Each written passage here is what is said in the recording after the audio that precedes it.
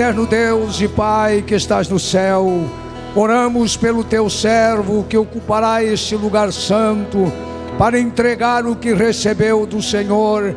Fala com cada um de nós, que saiamos daqui alimentados, abençoados, Senhor, é a nossa oração. A paz do Senhor, igreja. Estamos sentindo a presença real do Espírito Santo. Não deixe que esse fogo apague. São respostas de oração. E eu sei que você está orando para que Deus nos dê graça, nos dê vitória em todas as coisas. Quero que você abra a Bíblia no livro de Levíticos, capítulo 18, versos 1 até o versículo 4. Levítico, capítulo 18, 1 ao 4.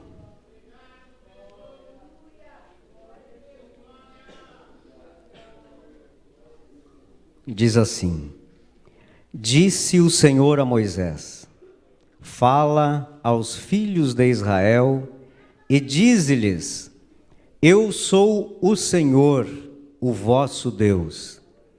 Não imitareis os costumes do Egito, onde habitastes, nem os da terra de Canaã, para a qual vos conduzo, nem andareis segundo os seus estatutos.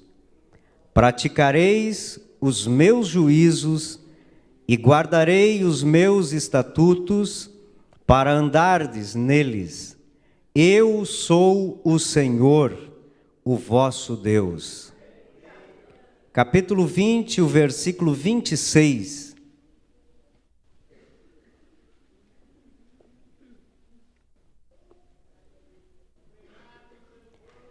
Sereis para mim santos, porque eu, o Senhor, sou santo, e vos separeis dos povos para serdes meus. Amém? Pode tomar o teu assento. Queridos irmãos, esse texto me chamou a atenção e eu pedi a Deus graça e misericórdia para falar à igreja sobre esse tema tão importante e necessário para os nossos dias. O versículo 26, o último que nós lemos, geralmente nós lemos em uma versão corrigida ou atualizada, e ele inicia dizendo: sejam santos, ou sede santos, porque eu sou santo. Mas outras versões, como a King James, diz: sejam santos para mim, para Deus. E isso muda toda a história. Mas o que eu quero falar são esses 3 capítulos, capítulo 18 ao 20, aonde Deus orienta o seu povo. Nós vamos ver que Deus trata com eles com proximidade, inclusive geralmente Deus falava a Moisés dizendo: chame os anciãos para que ouçam aquilo que eu tenho a falar, e os anciãos falavam ao povo. Mas no capítulo 20, no início do capítulo 20, nós vemos que Deus pede a Moisés: chame todo o povo, nenhum intermediário, apenas Moisés. E ele ordena a esse povo: não imitem o Egito, lugar da onde eles saíram. Não imitem nada de lá, apaguem da vossa memória tudo que vocês viram, tudo que vocês fizeram, tudo que ouviram, apague da memória. E também não imitem o povo de Canaã, pois eu estou tirando eles de lá para vocês entrarem lá, e eles também têm uma cultura religiosa. mas não olhem para eles, obedeçam às minhas ordens, os meus estatutos. Não sigam as suas práticas. Aqueles povos, cananeus, Egito e tantos outros povos, eles tinham a sua cultura religiosa, inclusive entregavam seus filhos a Moloque. Moloque, um deus de barro ou de metal, com cabeça de boi, que tinha uma abertura no seu ventre, ali eram queimados as crianças. E no capítulo 18 Deus diz: se alguém de vocês fizer isso, eu mato. Era tão terrível a situação pagã, que Deus dizia: se vocês fizerem o que eles façam, morrerão. A conduta e o testemunho desse povo de Deus, que havia sido separado para Deus, não estava agradando a Deus, porque eles vinham de uma terra onde o pecado imperava. Deus não era o Deus dos egípcios. E no deserto, Deus apareceu para esse povo. Eles viram o Sinai fumegar. Eles ouviram as palavras de Moisés. E eles aceitaram o desafio. Vamos ler Êxodo capítulo 19, versículos 5 a 8. Vamos relembrar a aliança que Deus fez com o povo de Israel. Em poucos versículos nós vamos ler que Deus diz: eu sou o Senhor, o vosso Deus. Nesses 3 capítulos, em torno de 5 a 8 vezes, Deus diz: eu sou o Senhor, o vosso Deus. Por quê? Porque lá em Êxodo 19, 5 a 8, diz assim: agora, pois, se ouvirem atentamente a minha voz e guardarem a minha aliança, vocês serão a minha propriedade peculiar dentre todos os povos. Deus os escolheu, Deus os aceitou e fez uma aliança com eles. Agora eles tinham dono, e esse dono é Deus. Porque toda a terra é minha, e vocês serão para mim um reino de sacerdotes, uma nação santa. Isso Deus estava exigindo. Todas as outras nações pagãs, adorando a tantos outros deuses, mas esta nação, Israel, que ainda não tinha um território, era santa para Deus. Versículo 8: então todo o povo respondeu em uma só voz: tudo o que o Senhor falou, faremos. Amém? Eles aceitaram esta aliança diante de Deus.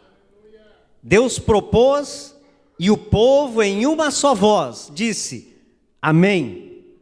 Tudo que o Senhor quiser, nós vamos fazer. Agora lá no Levítico capítulo 18 em diante, Deus estava exercendo seus direitos de propriedade para com aquele povo. O povo que aceitou a aliança, a nação santa, não estava obedecendo os estatutos de Deus. Havia casamento entre parentes, entre familiares, havia tanta coisa que, se você ler o capítulo 18, 19 e 20, você vai ver Deus proibindo aquelas coisas. E Ele sempre alertando: porque eu sou o Senhor. Dizendo: porque eu sou o dono de vocês. Eu tenho o direito de exigir de vocês, para que vocês sejam realmente, não apenas de palavra, mas nação santa. Um povo adquirido, um povo meu, que eu escolhi. Ele havia tratado com esse povo. E esse povo precisava cumprir com a sua palavra. Deus esperava muito mais da nação de Israel do que qualquer outra nação poderosa como o Egito que havia naquela época. Israel era um pequeno povo que se mudou para o Egito, estava retornando porque Deus tirou de lá com mão forte, trouxe para o deserto para trabalhar na vida daquele povo, e estava dando um território, e até hoje esse povo tem esse território. Esse povo se tornou poderoso em armas bélicas, em inteligência, em ciência, porque Deus cumpre com toda a sua palavra. Não importa quando Deus faz uma promessa, a parte dele, ele cumpre conosco. Agora Deus estava trazendo aquele povo para dentro dos parâmetros exigidos pela santidade de Deus, o caráter santo de Deus. A moralidade havia sido corrompida e Deus não se relaciona com imorais, com impuros. E Deus olhava para aquele mesmo povo que havia recebido tantos benefícios da parte de Deus no deserto, e via, eles estavam corrompidos pelo pecado. Às vezes nós achamos que o pecado não alcança aquele que vive recluso, aquele que vive lá no interior, aquele que vive longe da cidade, o povo lá no deserto. Somente a areia estava pecando contra Deus, porque não são as coisas ao redor que nos fazem pecar, é um coração impenitente, um coração que não se arrepende, um coração que não reconhece a soberania de Deus. Deus não compactua, Deus não se relaciona, mas Ele exige pureza, tanto no passado quanto no presente. Para termos relacionamentos com Deus, nós precisamos reconhecer que Deus é santo, o trono é santo. Os querubins, os serafins cantam 24 horas por dia: santo, santo, santo é o Senhor dos exércitos. Apenas em ler as palavras de João no Apocalipse, já nós tememos, porque quando ele viu aquele ser, ele se jogou aos seus pés, pela santidade que transmitia aquela imagem que nós vamos ver quando nós chegarmos lá e vermos Deus como Ele é. Queridos, capítulo 18 apresenta proibições na área moral daquele povo. Deus listou todas as proibições: não façam isso, não façam aquilo, eu não quero que aconteça isso. E ele encerra no versículo 30 dizendo: obedeceis aos meus preceitos e não imiteis os costumes repugnantes. Costumes repugnantes, praticados antes de vós, nem vos contamineis com a impureza deles. Separação, divisão, consagração de tudo o que é impuro, de todo o pecado que os outros praticavam. Deus não queria que eles tivessem nem apenas contato com aquele povo. Capítulo 19, Deus através de Moisés, explica os 10 mandamentos, detalhando os princípios para uma moralidade sadia, e encerra com um alerta: guardem todos os meus estatutos e cumpram todos os meus juízos. E lembra mais uma vez: eu sou o Senhor. Capítulo 20, ele determina punições para aqueles que errarem, penalidades pela violação dos padrões divinos da moralidade. A Bíblia, ela nos faz a mesma coisa, nos alerta, nos apresenta proibições se quisermos agradar e servir a Deus, explica como nós vamos viver em moralidade para agradar esse Deus, e se nós não aceitarmos, se nós vivermos no pecado, haverá punições e haverá penalidades. E essa penalidade vai muito além de um castigo, de uma consequência, de uma colheita de uma semeadura. Ela está diretamente ligada à nossa salvação, à eternidade com Deus ou sem Deus. Após todas estas determinações, Deus ordena, capítulo 20, versículo 26 que nós lemos: sejam santos para mim, não é para os outros, não é para apenas o mundo ver, não é para o pastor, não é para o ministério. Sejam santos para Deus. Quando nós sermos santos para Deus, externamente nós vamos trazer uma imagem de santidade, no falar, no olhar, no vestir, no andar, no glorificar a Deus, no pregar, no cantar, no tocar, em todos os sentidos. Deus vai olhar para nós e receberá a adoração, o louvor, a glória e a honra que só pertence a Ele. Sejam santos para mim, porque eu, o Senhor, sou santo e os separei dos outros povos para que sejam meus. Às vezes nós não temos o sentimento de pertencimento a Deus. Às vezes nós nos referimos a Deus como apenas o velhinho lá do céu,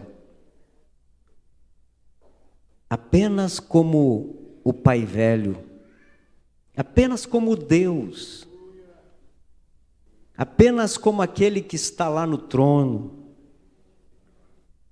Mas se você tem um sentimento de pertencimento, você vai querer que esta essência de Deus habite em você.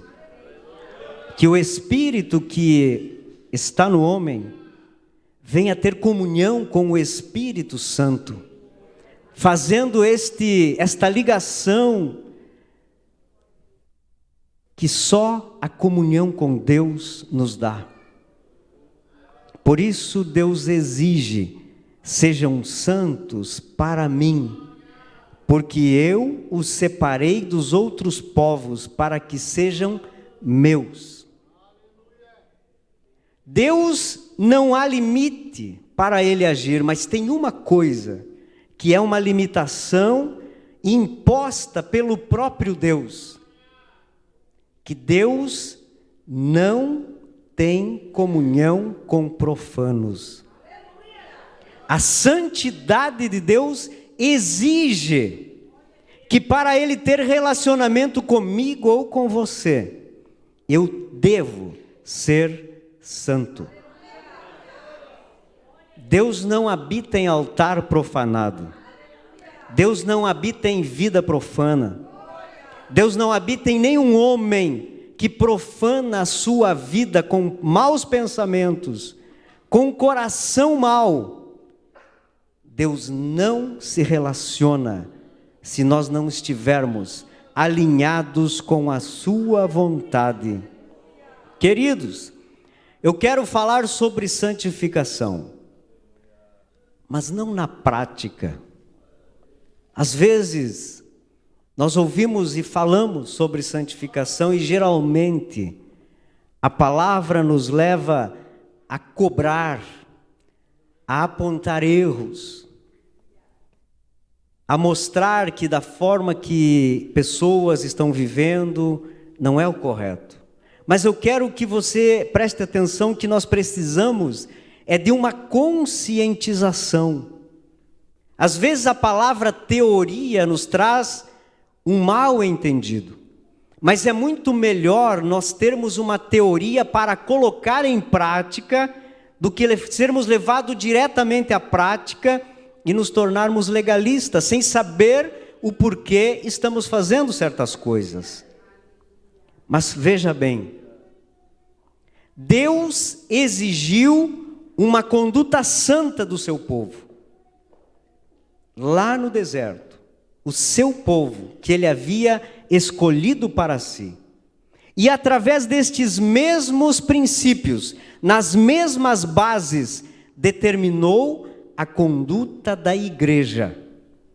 Eu e você, igreja do Senhor. Com base nos mesmos princípios que exigiu lá atrás no passado, exige de nós nos dias atuais. É notório que os dias maus que estamos vivendo têm trazido muitas coisas ruins. Basta nós ouvirmos ou assistirmos notícias e nós vemos como o mundo mudou, como as coisas estão indo de mal a pior. Assim como os pagãos da época, o mundo que nós vivemos vive de mal a pior. E não pense que vai melhorar. Não vai. Só a tendência é cada dia se tornar mais difícil, principalmente para aqueles que não vivem o que o mundo determina. O amor esfriou totalmente. Hoje não há pessoas com amor lá fora que possam chorar com os que choram, que possam estender a mão para o necessitado. Tudo o que fazem, na sua grande maioria, não é pelo bem do próximo, mas é para ter poder sobre os demais. A maldade aumenta dia após dia.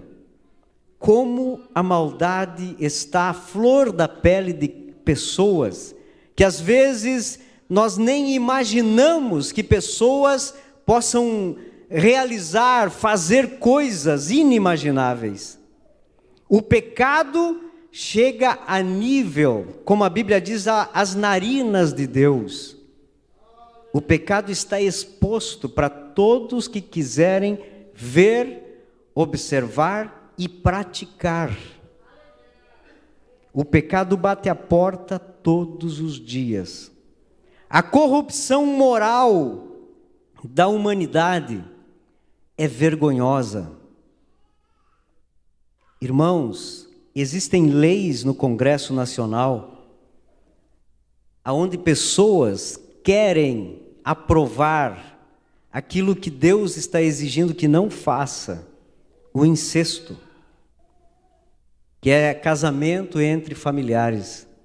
Existe uma proposta no Congresso Nacional. A que ponto chegamos?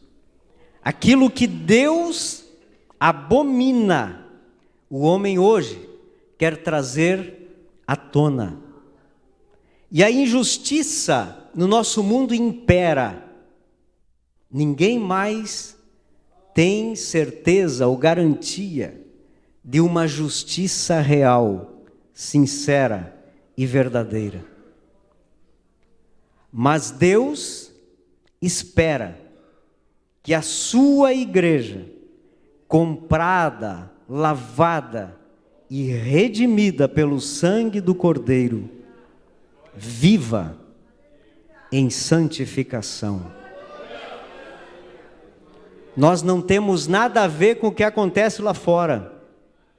Nós não temos conchavos nem alianças com o mundo. Nós temos com Deus. Se as leis do mundo forem contrárias às leis de Deus, a igreja fica com as leis de Deus, os estatutos divinos, porque quem nos sustenta é Deus e não o mundo lá fora. Santificação é a vontade de Deus. 1 Tessalonicenses 4:3 diz que a vontade de Deus é a santificação do homem. E Deus nos aperfeiçoa constantemente. Esta é a vontade dele. Através de uma palavra que ouvimos, através de um louvor que ouvimos, através da oração quando nós estamos sozinhos. Talvez os irmãos que são motoristas estão lá na estrada sozinhos, ouvindo um louvor, ouvindo uma pregação, falando com Deus. E Deus está trabalhando na vida de cada um de nós. O que Deus quer é nos santificar, nos consagrar, nos tirar desse mundo tenebroso que só quer a nossa derrota. Filipenses 1:6 diz assim: aquele quem em vós começou a boa obra, a aperfeiçoará até o dia de Jesus Cristo. Deus não se cansa de ir aperfeiçoando a sua igreja, de ir nos modelando, de ir nos santificando, sem tempo, até o dia do Senhor Jesus Cristo, até o dia do arrebatamento. Deus se coloca à nossa disposição, dedicado a nos fazer santos. E tem um motivo que nós vamos ver. Isto é Deus trabalhando na vida do homem para que a natureza divina, implantada através da regeneração, se sobreponha à natureza carnal que nós temos. Santificação é fortalecer a natureza divina e deixar que a natureza humana, carnal, pecaminosa, diminua. João 3:30, é necessário que ele cresça em mim e que eu diminua, desapareça. Que não sejamos nada diante de Deus, que Deus seja tudo na nossa vida. Quando o eu, o nosso ego, perde espaços na nossa vida, é sinal que a influência santificadora do Espírito Santo está tendo êxito, está trabalhando. Quando eu olho para mim e penso, eu não faço mais o que eu fazia, eu melhorei. Eu não digo mais as palavras que eu dizia, eu mudei o meu vocabulário. É sinal que o Espírito está trabalhando em nossa maneira de viver, e isto nos torna moralmente superiores aos ímpios lá de fora. Quando você está na roda do chimarrão com ímpios, e as palavras não condizem com a tua fé, você se retira. Quando você está no trabalho e os colegas não têm um vocabulário santo, mas um vocabulário que não agrada a Deus, e você fecha os teus ouvidos, você coloca um fone de ouvido e vai ouvir um louvor, porque você não suporta ouvir o que desagrada a Deus. Isto é santificação. É quando Deus tem prioridade na nossa vida. E a santificação, o que é, irmãos? Em primeiro lugar, é a separação do mal. O mal impera no mundo. O mal está aí. Mas a santificação nos separa desse mal. É o que Deus estava fazendo com o seu povo. Levítico 20, 26. E separei vocês dos outros povos para serem meus.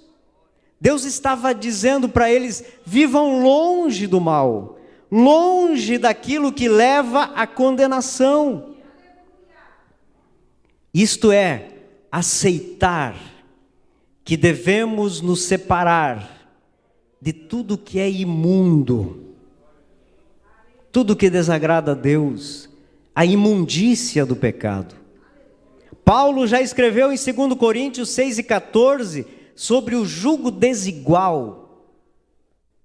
Não pode haver sociedade entre justiça e iniquidade, nem comunhão entre luz e trevas, nem harmonia entre Cristo e o maligno, e nem união entre crente e descrente, porque devemos viver uma vida separada do mundo. Antigamente a igreja era separada, não havia misturas. Na ceia, se tivesse o cartãozinho de membro, entrava, se não tivesse, não entrava.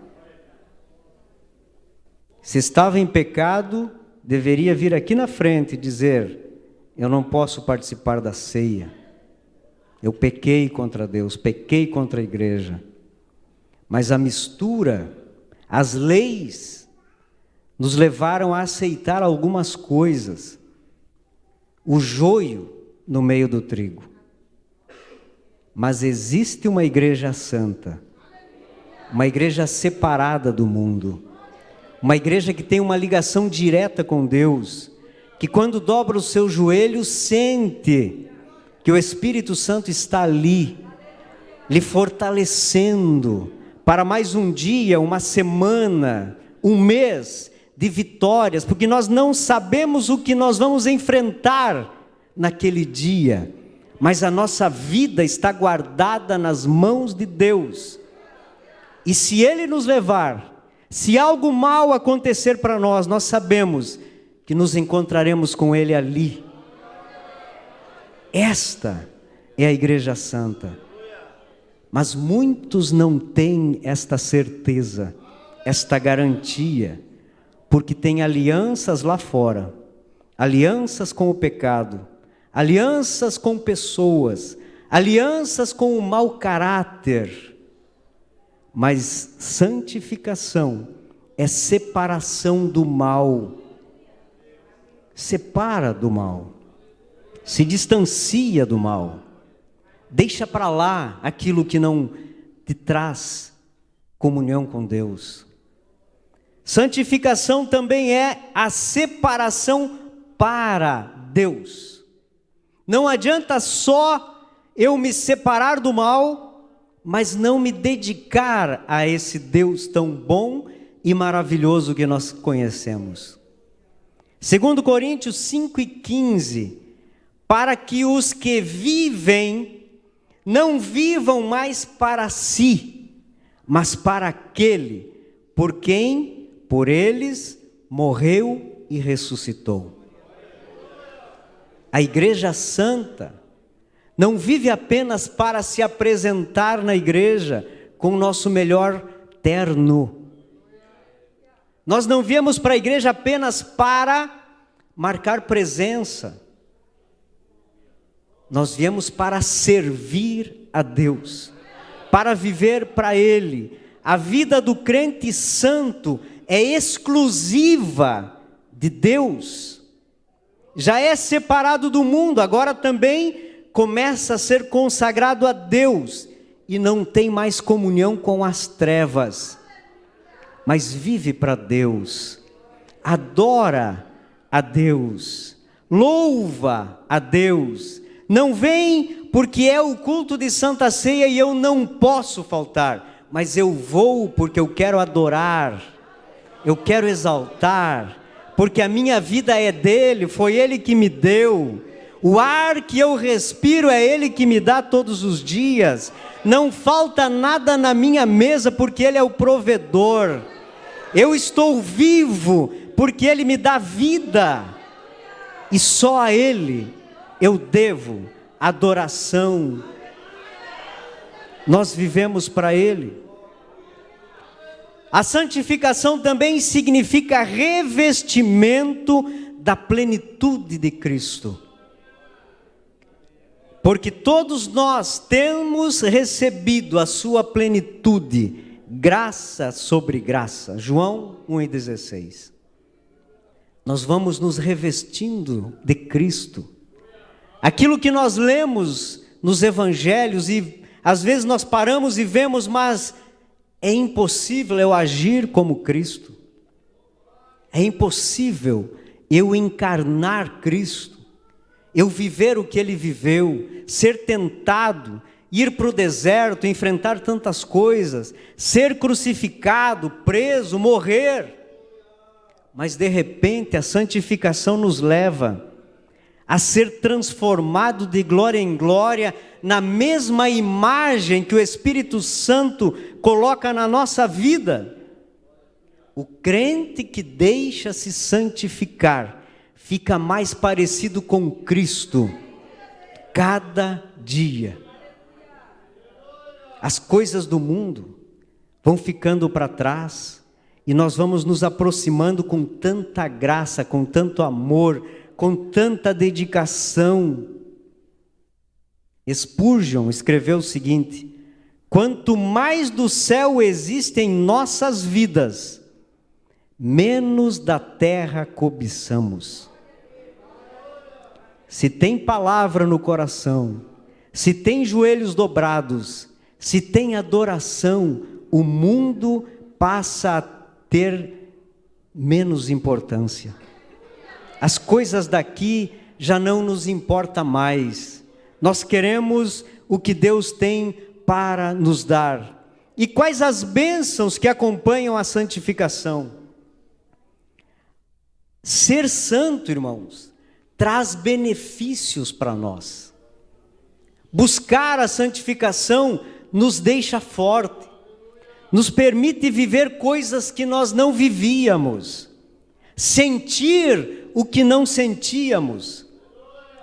Começa talvez para alguns como um arrepio, de repente esse arrepio se transforma em um gozo, que esse gozo nós não encontramos em nada nesta vida, não encontramos nos prazeres da carne.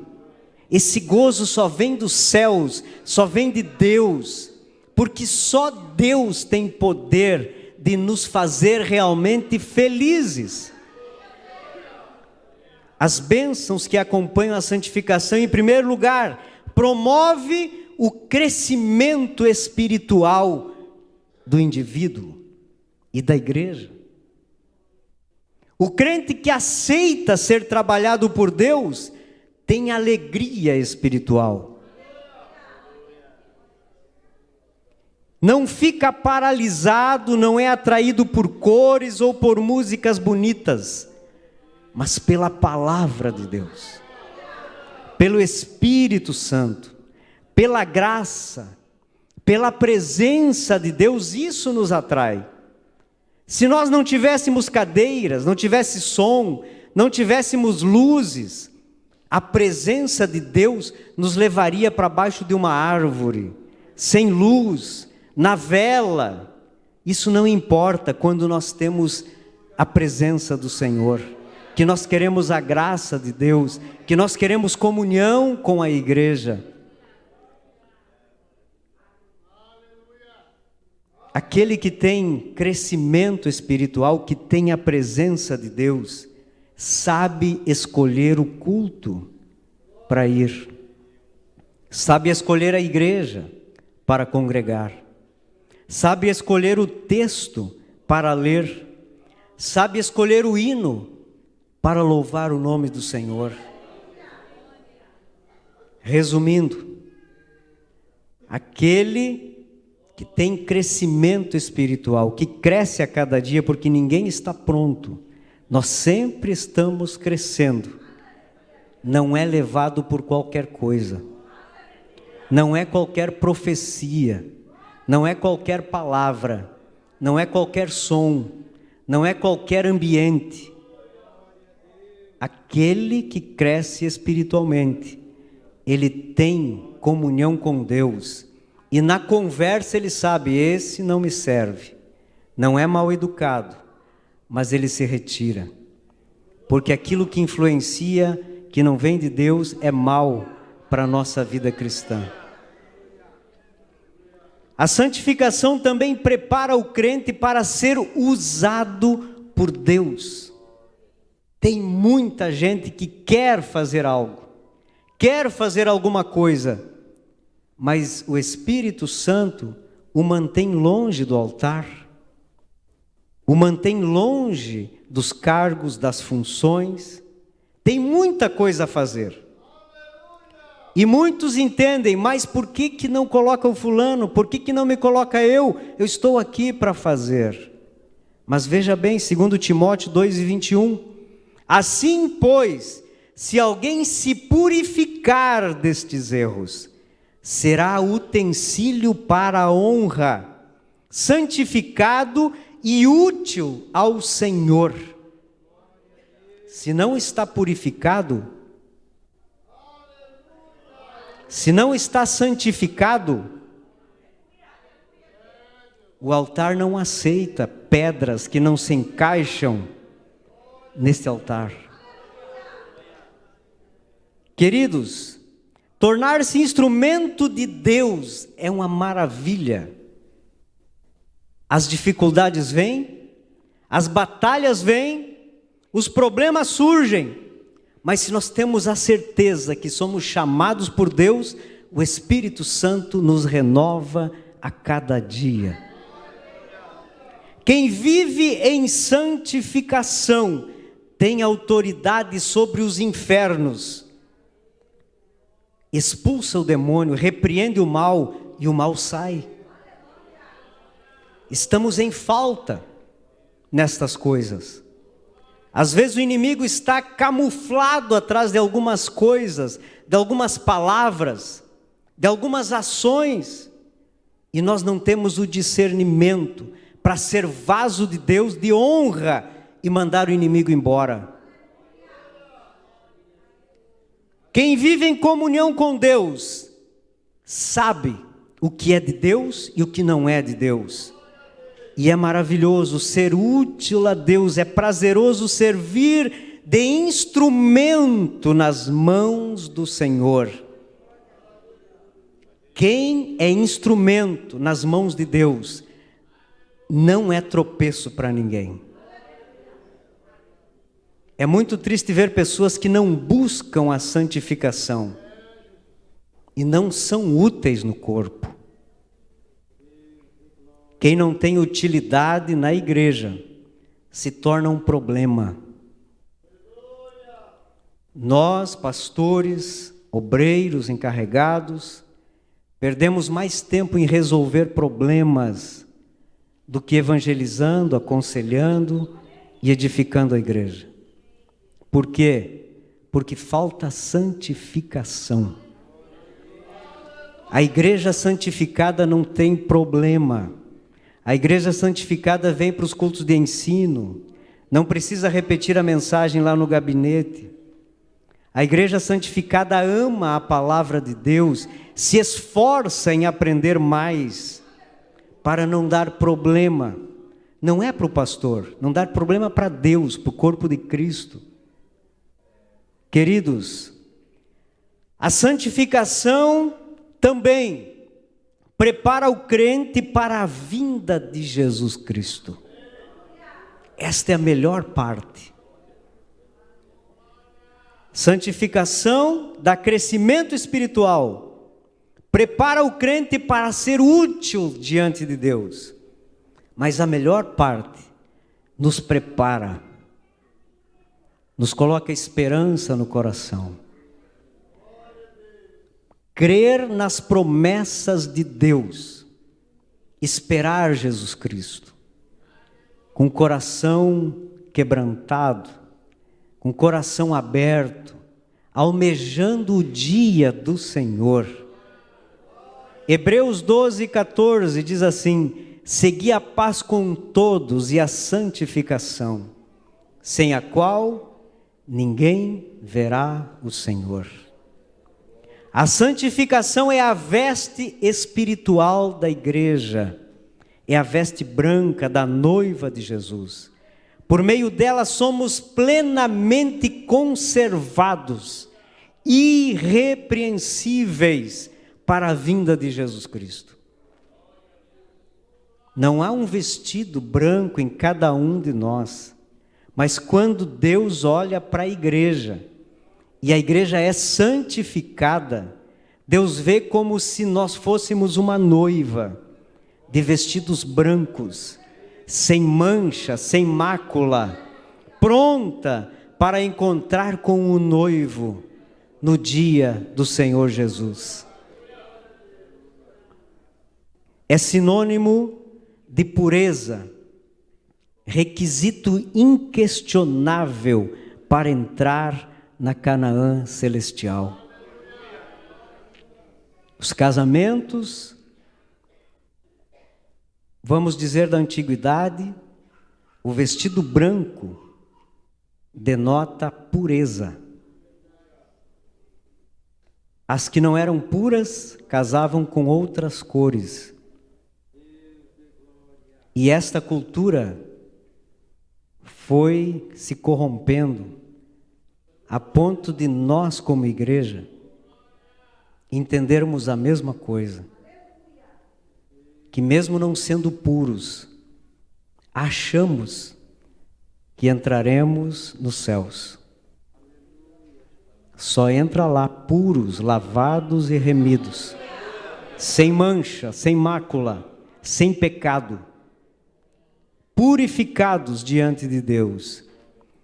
Se para entrar na Canaã terrena Deus exigiu o cumprimento dos seus preceitos, quanto mais para nós, para entrar na Canaã celestial, os céus de glória, e ver Deus frente a frente.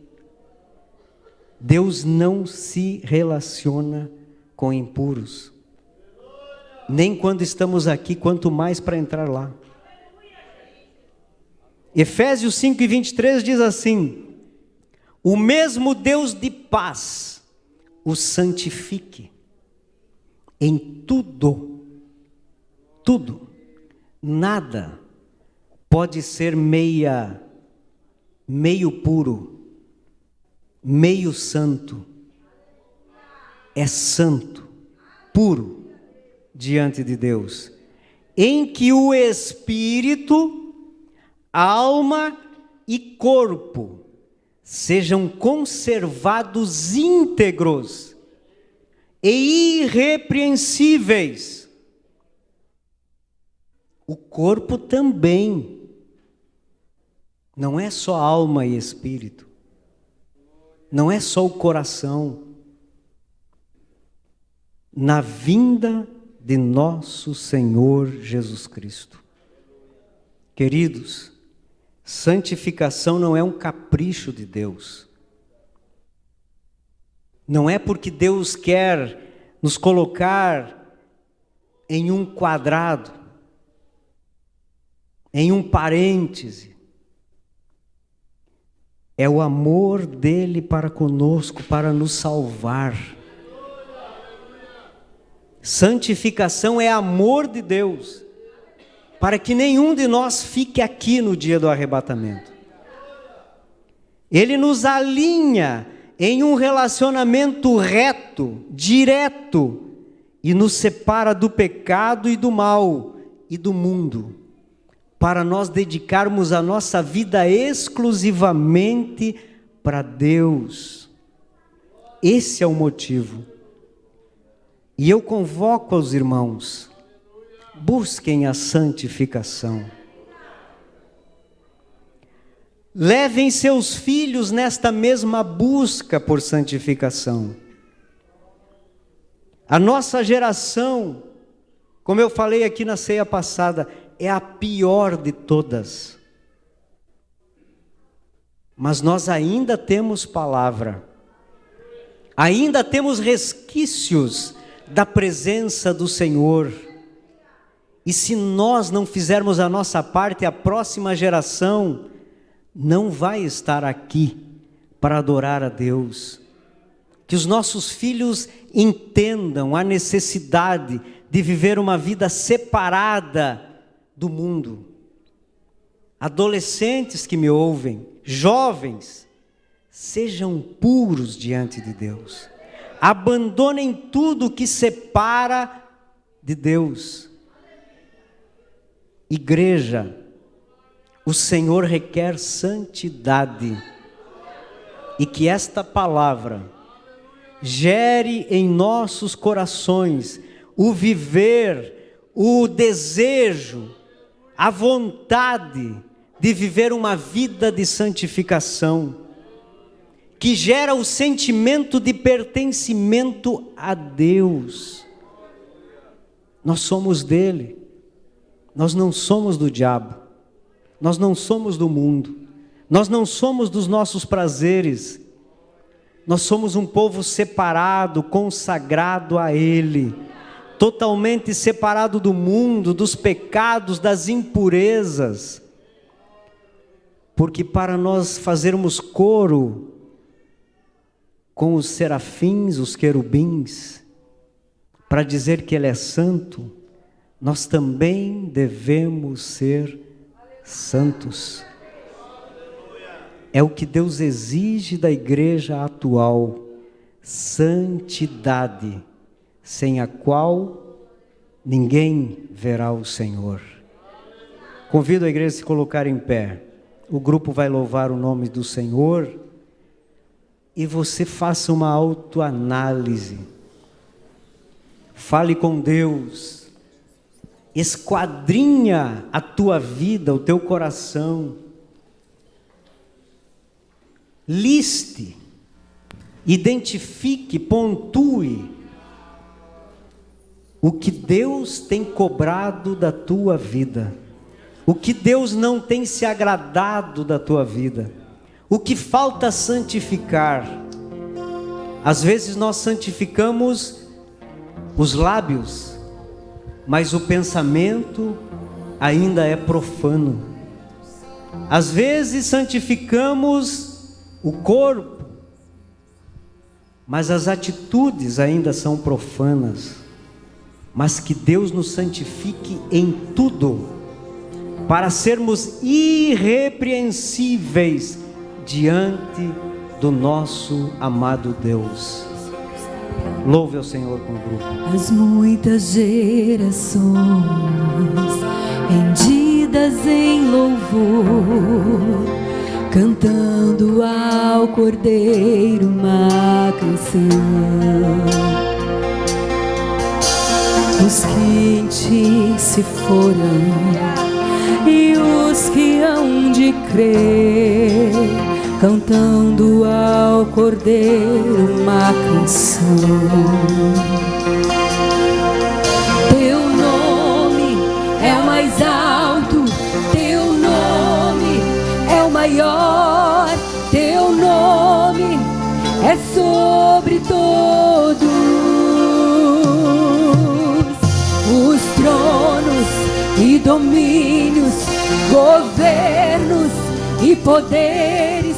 Teu nome é sobre todos, e os anjos clamam: Santo, toda a criação,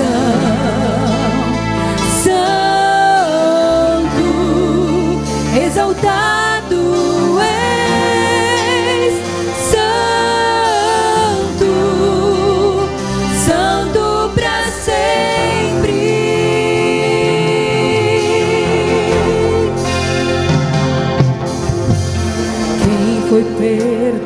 perdoado e redimido foi.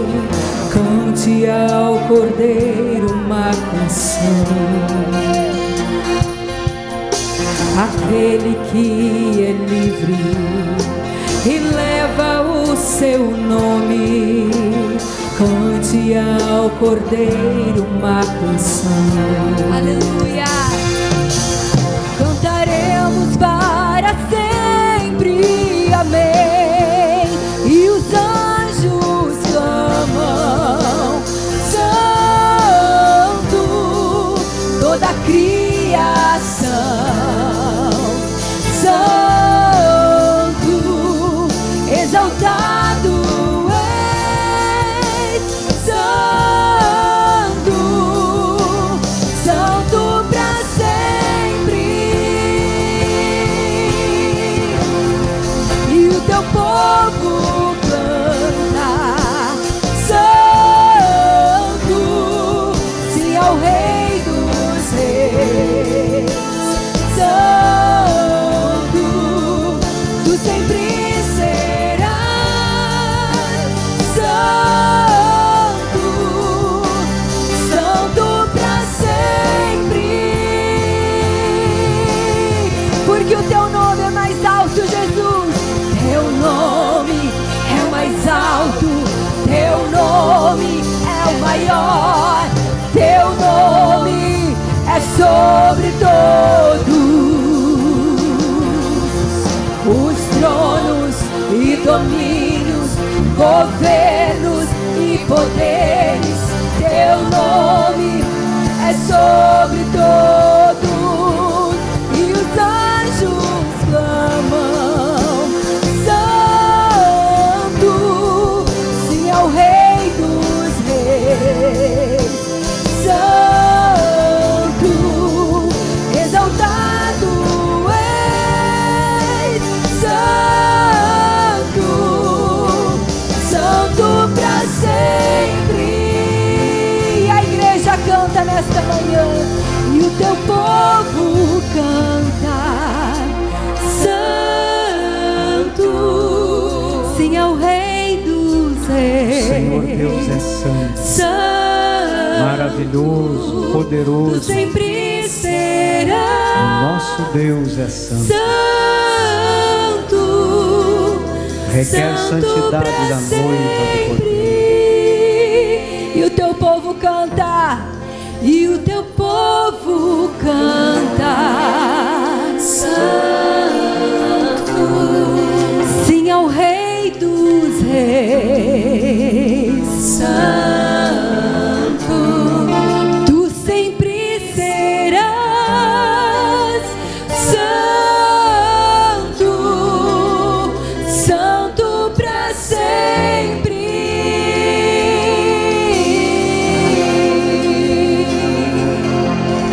Aleluia, louvado seja o nome do Senhor.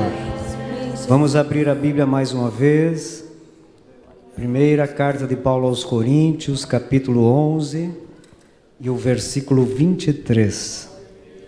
Nosso texto de Santa Ceia, que diz assim: Pois eu recebi do Senhor o que também vos ensinei, que o Senhor Jesus, na noite em que foi traído, tomou o pão e, tendo dado graças, o partiu e disse: Isto é o meu corpo que é entregue por vós. Fazei isto em memória de mim. Semelhantemente, depois de cear, tomou o cálice, dizendo: Este cálice é a nova aliança no meu sangue. Fazei isto todas as vezes que beberdes, em memória de mim. Pois todas as vezes que comerdes este pão e beberdes este cálice, anunciais a morte do Senhor até que Ele venha. Portanto, qualquer que comer o pão ou beber o cálice do Senhor indignamente, será culpado do corpo e do sangue do Senhor. Examine-se o homem a si mesmo, antes de comer deste pão e beber deste cálice. Pois o que come e bebe indignamente, come e bebe para a sua própria condenação, não discernindo o corpo do Senhor. Por causa disso há entre vós muitos fracos e doentes e muitos que dormem. Se, porém, nós julgássemos a nós mesmos, não seríamos julgados. Quando, porém, somos julgados, somos disciplinados pelo Senhor para não sermos condenados com o mundo. Pastor Leonardo ora pelo pão e pelo cálice e pela igreja.